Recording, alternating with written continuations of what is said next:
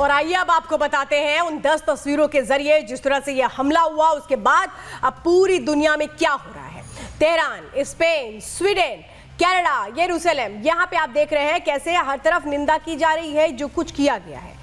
West Bank, Jordan, Iraq, Istanbul, Lebanon, यहाँ विरोध प्रदर्शन किया जा रहा है। यहाँ पे ये कह रहे हैं कि आप विरोध करिए। जो वो इसके लिए कसूरवार किसको ठहरा रहे हैं?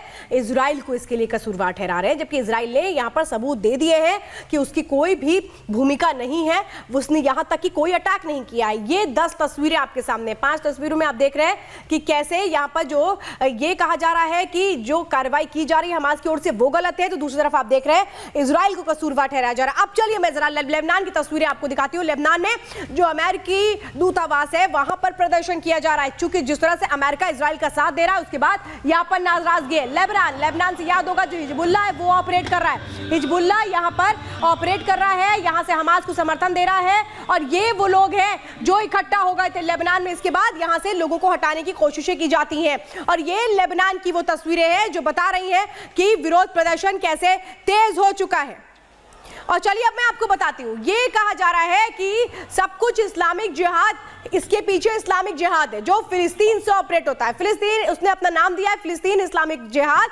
अभी क्या होता है ये समझिए, फिलिस्तीन इस्लामिक जिहाद के मायने क्या है ये समझिए। ये 80 के दशक में जो फिलिस्तीन इस्लामिक जिहाद है इसकी स्थापना की गई थी। इसकी स्थापना क्यों की गई थी ये समझिए। फिलिस्तीनी छात्रों ने ये संगठन बनाया था।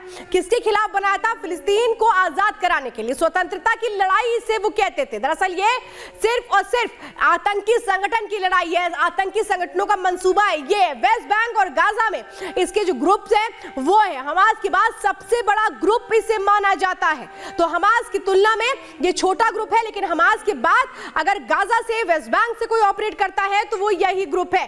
फिलिस्तीन को स्वतंत्र देश बनाना चाहता है, जो इसका मकसद है। फिलिस्तीन इस्लामिक जिहाद का जो मकसद है वो ये है कि आजाद कर दिया जाए वो जगह जहां पे कब्जा किया है इजराइल ने। इनका मानना है कि गाजा में इजराइल ने कब्जा किया है और वहां से उस कब्जे को छुड़वाना, फिलिस्तीन को आजाद कराना, वो इनका मकसद है। तो अल नाहक मुहद अल हिंदी चलाता है ये ग्रुप, यानी 2 लोग कैसे इसको 80 के दशक से चलाते आ रहे हैं, और जो अस्पताल पर अटैक हुआ है गाजा में उसके पीछे इनका ही हाथ है। और इसीलिए समझिए कि कैसे ये वो संगठन है जिसको आतंकी संगठन घोषित किया गया था अमेरिका की ओर से। अब कुछ और जानकारियां हैं, ये अपने आप को ताकतवर कैसे बनाता है ये मैं अब आपको बताने जा रही हूं कि आखिर ये करते क्या है। समझिए, इसके पास कितने लड़ाके हैं? 1000 से 3000 के बीच इसके पास लड़ाके ना कहें आतंकी कहें तो ज्यादा बेहतर होगा, क्योंकि ये जो आतंकी है ये मौजूद है, और इनका मेन काम क्या है? मोटार दागना, रॉकेट दागना, मिसाइल दागना, और इसके लिए ये ट्रेन किए जाते हैं। इनको खास ऑपरेशन के तहत ट्रेन किया जाता है।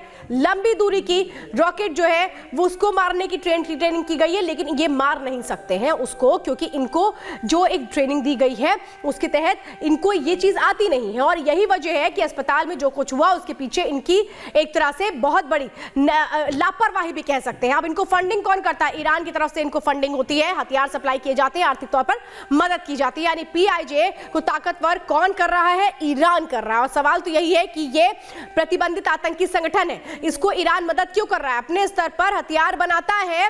ये जो फिलिस्तीन इस्लामिक जिहाद है ये कितना खतरनाक है और क्यों जरूरी है इसका खात्मा, समझिए इस रिपोर्ट में।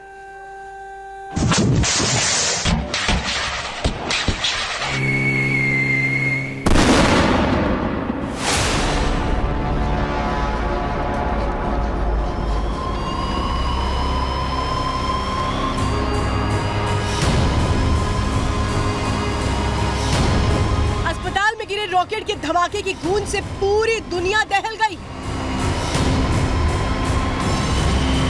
कब्रिस्तान बने अस्पताल को देखकर अरब में उबाल आ गया और पश्चिम में बवाल मच गया है।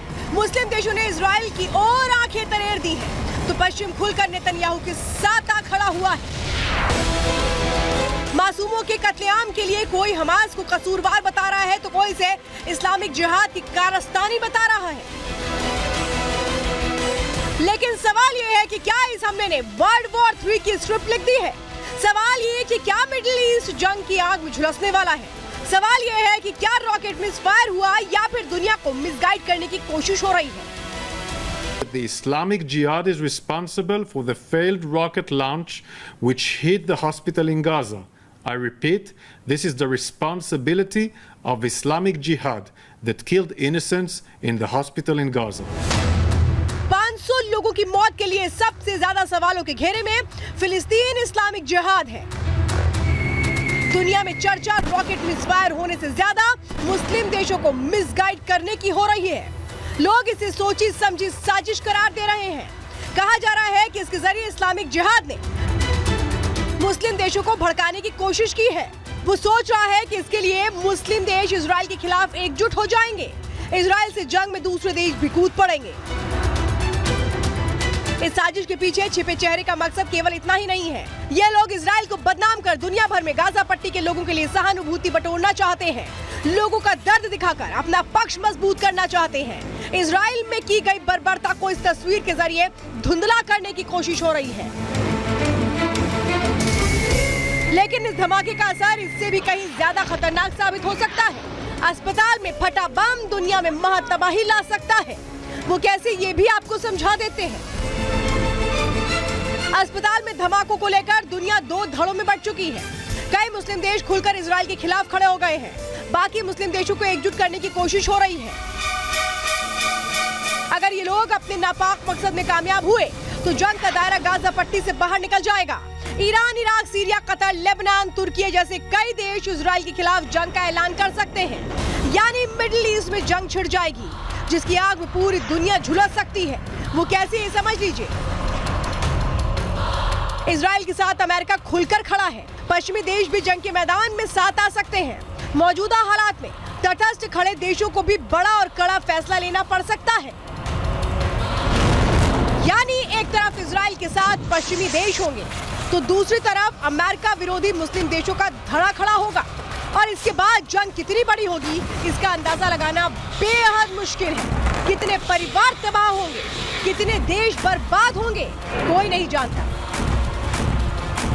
Bureau report, Republic Bharat.